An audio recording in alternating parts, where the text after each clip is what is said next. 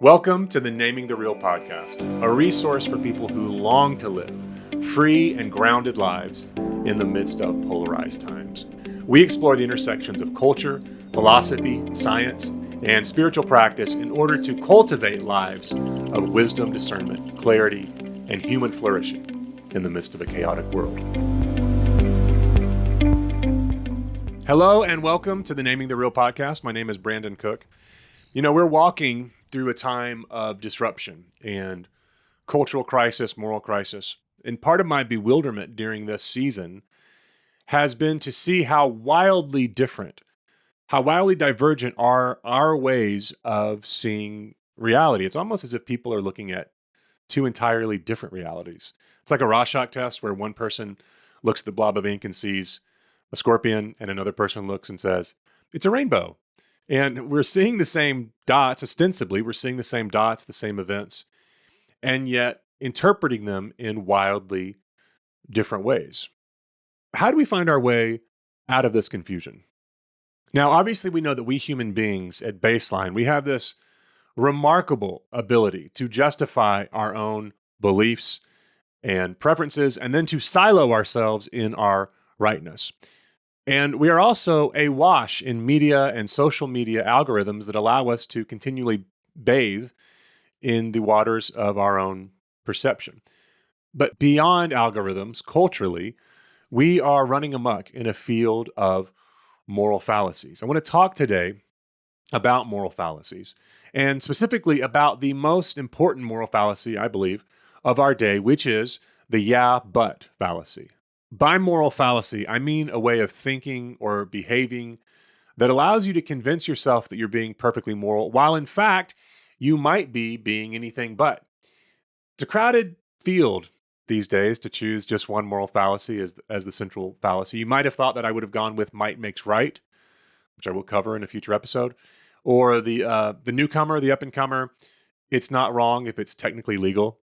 But I think that the yeah, but fallacy is the central fallacy because if you don't address it, it's basically impossible to address any other moral fallacy. It's a gatekeeper. Now, the yeah, but fallacy says exactly that. Yeah, but the other guy, or yeah, but the other side. It's a way of shifting the blame or the focus onto someone else so we can avoid any uncomfortable reflection or reckoning with the liabilities of our own thinking or our own position. It's whataboutism. Well, what about this? What about that? What about your immorality? When Jesus said, look at the stick in your eye, instead of focusing on the speck in someone else's, he was calling us out of the yeah, but fallacy. Last week, my boys were throwing sticks in the yard. And I said, don't do that. You'll shoot your eye out. And my youngest son, of course, threw a stick. And I said, hey, what are you doing? Why do you do that? And he naturally pointed to his older brother and said, well, he threw a stick. That's the yeah, but fallacy. It's not me, it's the other guy. Yeah, but. The yeah, but fallacy is a way of avoiding moral responsibility and the challenging burden of thinking. It's much easier to just join a team, join a side, and then reflexively blame the other guys, the Republicans, the Democrats. And then when our own position, when our own side is questioned or threatened, rather than asking, well, is this right? Is this wrong? We've been trained to just say it's not bad because the other guys. So the yeah, but fallacy is self-justification disguised as moral reasoning. And this is a virus. It is a contagion. It is everywhere. It's become a cultural norm. Take the issue of gerrymandering. We are now in what Mark Novikov has called the gerrymandering apocalypse. And gerrymandering is the political practice of drawing electoral district boundaries in a way that unfairly favors one political party or group over others. Thank you, Wikipedia. But following the urging of the White House administration, numerous states have redrawn their boundaries in order to favor their political party, to get more seats in Congress. Now, this is all technically legal, although in a republic like ours, in a democratic republic, we should have a nonpartisan commission that oversees electoral districts. We don't, but it's clearly wrong even if it's technically legal. And it's not wrong because Republicans are pushing for it right now. This is not a partisan issue. This is not a Republican-Democrat issue. It's not wrong because Donald Trump is pushing for it. It's immoral because it's immoral. Now, I just want to check in. Notice right now, if you are conservative or you lean Republican, that right at this moment, you might want to yeah, but me. And I have an invitation for you to not do that, to don't go to yeah, but in this moment. Now, I posted about this issue, the gerrymandering issue, on Facebook. Oh, Facebook, thou great forum of objective moral reasoning. And the responses I got, in contradiction to me calling it wrong, were almost uniformly of the yeah, but variety. You don't think Democrats have stolen elections? No, I'm sure they have. I didn't say that. We're just doing what Democrats taught us to do. Okay, that doesn't make it right. The yeah, but fallacy is just reflexive now. My brother threw the stick. The woman you gave me gave me the piece of fruit. It's a tale as old as time. Now, this is not some abstract academic conversation. This is a practical conversation that's incredibly important to our daily life, because when the yeah, but moral fallacy becomes reflexive, as it has, or as it is becoming in our society, it completely guts moral imagination. When yeah, but becomes reflexive, it destroys our ability to have discourse, to have conversation. And when the basis for morality becomes centered around comparison rather than conscience, we've destroyed moral thinking altogether. If you sow the vice of the yeah, but fallacy, we will reap decay and decline. So just listen for the yeah, but fallacy all around us. I mean, it is stunning the degree to which this contagion has infected our society. It's kind of like the emperor has no clothes. Once you just name it, you can't not see it. It is everywhere.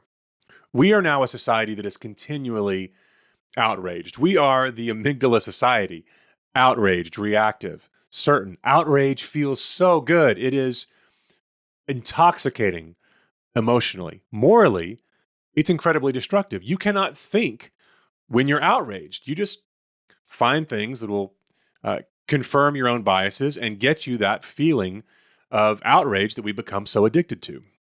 So might makes right maybe the bigger, more destructive, the darker moral fallacy of our day. But yeah, but is the one that makes everything else possible. It is the gatekeeper. You know, I draft these episodes, and by the time, I write the outline, and by the time I record the episode, often a lot has happened in the world, and a lot has happened in the last few weeks. So I want to be clear about something. When I name the yeah, but fallacy, what I'm not saying is, so let's all just have some sort of milquetoast, middle of the road, kumbaya party, some sort of centrism. That's not what I'm talking about. Now is the time for moral clarity, and moral clarity has teeth. Moral clarity has prophetic anger to it. When Jesus overthrew the tables in the temple, that was moral clarity. So I'm not talking about some sort of weak or treacly centrism. So moral clarity doesn't necessarily wear kid gloves. It doesn't have to be sentimental or academic. Again, it has teeth. It draws upon an anger that gives it clarity and power. But at the same time, the only way to sustain that clarity, that moral clarity, is to operate outside of the yeah, but matrix. If you get sucked in to the yeah, but fallacy, your own moral thinking, your own moral clarity and outrage, as appropriate as it may be, will get subsumed by scapegoating and blaming.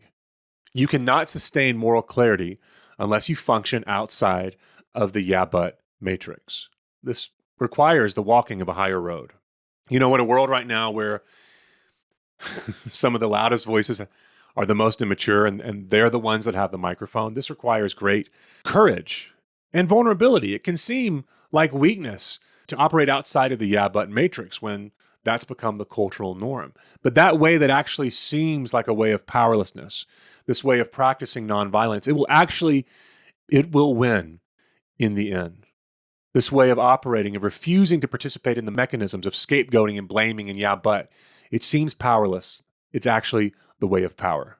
Now, I don't think that we can expect our politicians to save us from the yeah, but fallacy. That's kind of their job, is to keep the whole system going with outrage and false binaries. But we can opt out. We can create a new way forward as humans, as citizens. We can create a third way between the false binaries. And that's what this series ultimately is going to explore: how to reclaim moral clarity in a world of moral obfuscation. We can do it. We can create a movement of people who rediscover a way of being humans together. So this week, here's my challenge. First of all, notice and name the yeah, but fallacy whenever you encounter it. And this is going to take up some time because it is everywhere. When you start naming it, it's going to be in your face a lot. Name it. Write it down maybe. And then the second step, share with someone else what you're seeing, what you're noticing. Because for where we need to go as a people, it's going to take not just individuals, but individuals forming a movement, a social movement of people who are opting out of the machinery and the mechanism of yeah, but, and instead together creating a new way of being humans. And for some of us, this will take great courage, but this is the time for great courage. And this naming is so critical because, as we say at Naming the Real, you cannot change what you haven't named. You can't transform what you're not aware of. Now is the time for naming and for stepping into a new way of being humans with courage. And once we do name, it's absolutely amazing what we can and what we will change. Thank you for listening to the Naming the Real podcast. As always, would you please share this podcast with a friend? Help us grow. Also, can we ask you to rate and review the podcast? We'd be very grateful.